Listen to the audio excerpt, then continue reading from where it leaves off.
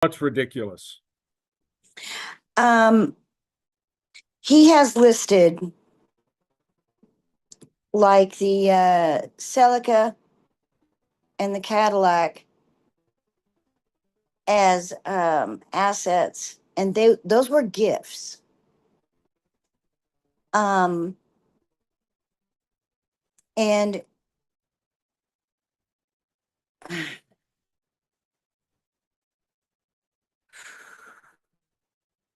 the original amounts that were on listed, like the Morgan Stanley, for it was originally 820,432 and 11 cents, and now it's 800,758.55. That's almost a difference of $20,000.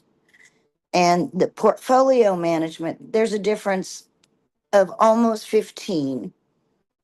And the UMA 4897, there's a difference of almost, well, a little over 7,100.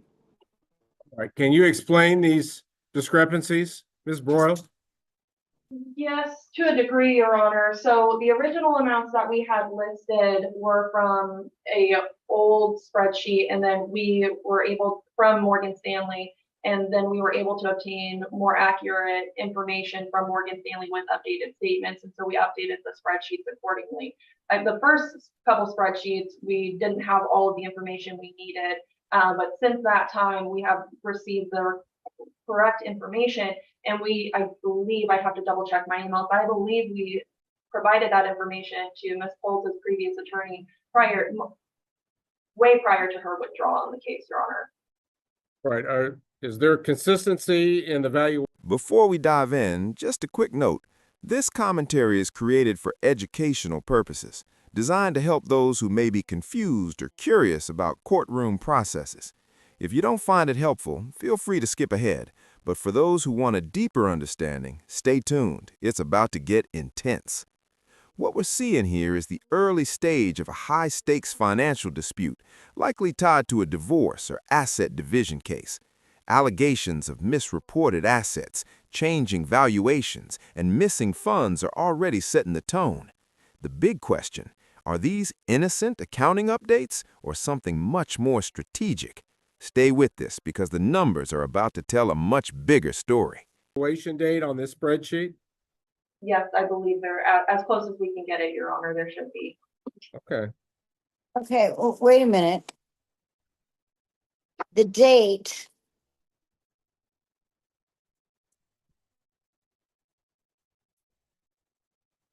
let's see, on this spreadsheet was January 28th of 25. When was the last time you received information from Morgan Stanley? Let's see. So the figures that we are using for the Morgan Stanley account are from December 2024 reports. Yeah, this is from January. These differences are from January. I'm As not sure, you- Your Honor, I'm not sure what she's looking at, so it's hard for me to say what she's looking at versus what it was included in her pretrial questionnaire. And I mean, frankly, at trial, I'm happy to provide all of the supporting documentation that supports the figures that are on our spreadsheet. So I don't want to box myself into a corner by making statements. I don't have the statements. I wasn't prepared to fully discuss those today. So. All right. Oh, so you're requesting this court establish a valuation date, essentially of date of filing, which would relate back to September of 2024. Is that correct, Ms. Broyles?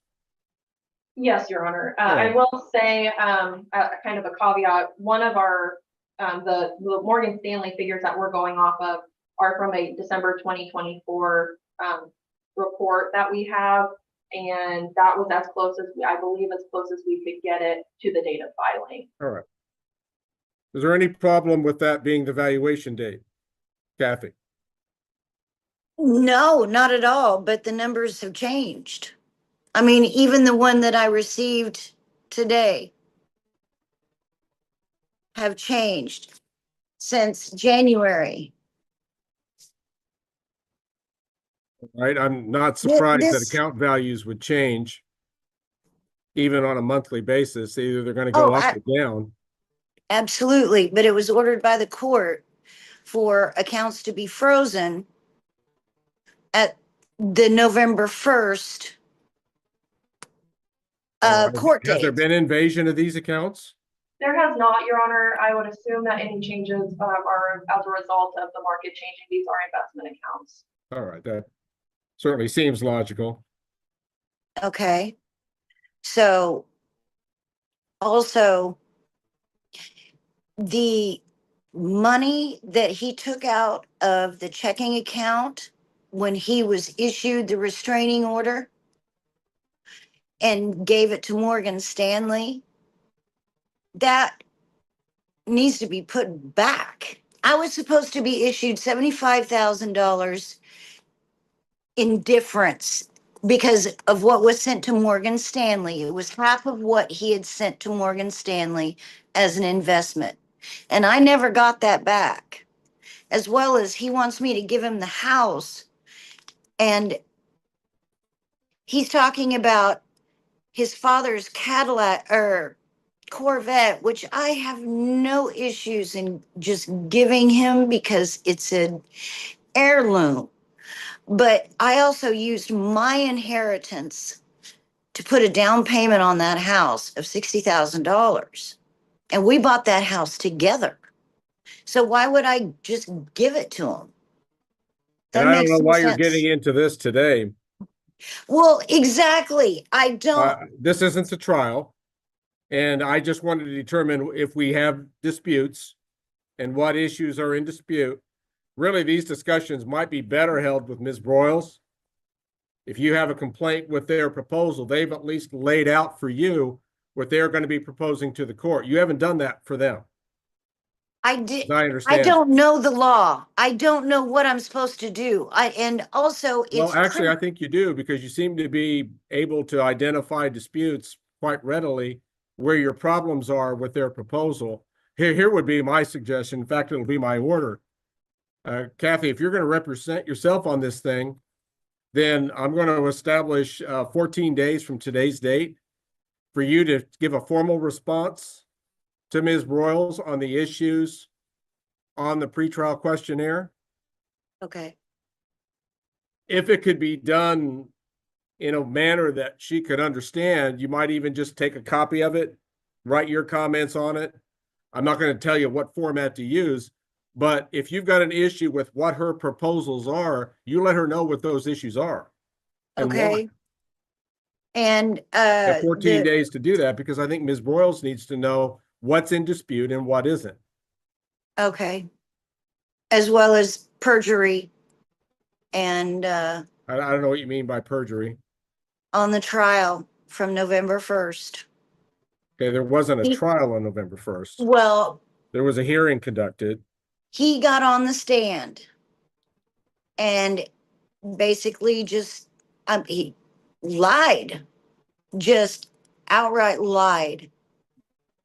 And it's $4 a page to have it printed out in Butler County, to have the transcript printed. I can't afford that. And he's supposed to pay his alimony on the 1st of every month. Last month he didn't pay it until the 10th. This month I still haven't gotten it. He took everything we had. I don't have a job. I'm disabled. I'm upset. And I think Are you receiving disability from a government? no. No? Oh, okay. He stole my identity. Everybody is using my identity. These are baseless allegations, perjury, identity theft.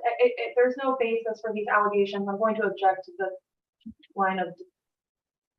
So noted. Again, she's not under oath. It's not testimony. She may have a basis for what she's saying and she may not. I'm not going to try to sort that out today. Just be careful what you say here, Kathy. I just hope that if you are going to make accusations, you got proof to back it up. I do. Okay. That's the kind of thing that we sort out at the trial. At least right now, I don't have a real perception that there's anything that's undisputed. There's, if so, very little. We've Well- got issues regarding property valuation, property division, perhaps spousal support. Mhm. Those issues still exist. You know, the fact of the matter is I just wanted it to be fair and equal and reasonable. I mean, he wants to just discontinue paying spousal support when I've been the housewife for over 33 years. So, yeah, Are you capable of rejoining the workforce? no, because I pretty much gave up my mobility, having children, raising those children. I used to get ablations on my lower back. They give 8 different sections of my lower back. I can't afford that anymore. And I had to quit jobs because of the pain. I do not take pain medicine. I do not drink. So, yeah, there's not much I can do.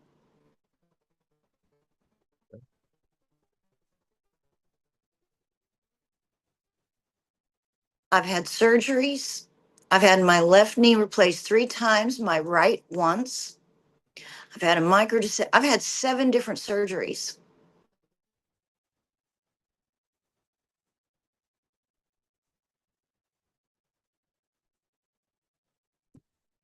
All right, Ms. Broyles, unfortunately, this court does not have May or June trial dates to offer. In fact, I think that the most viable trial date that I can offer at this point would be Tuesday, July 29. Mandy, would you check that to make sure nothing else got scheduled very recently here?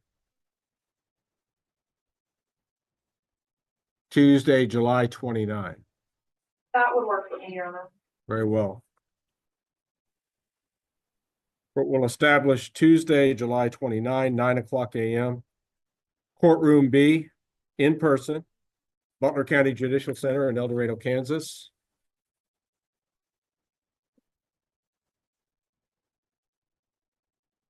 I'm going to establish a deadline for providing of an exhibit notebook.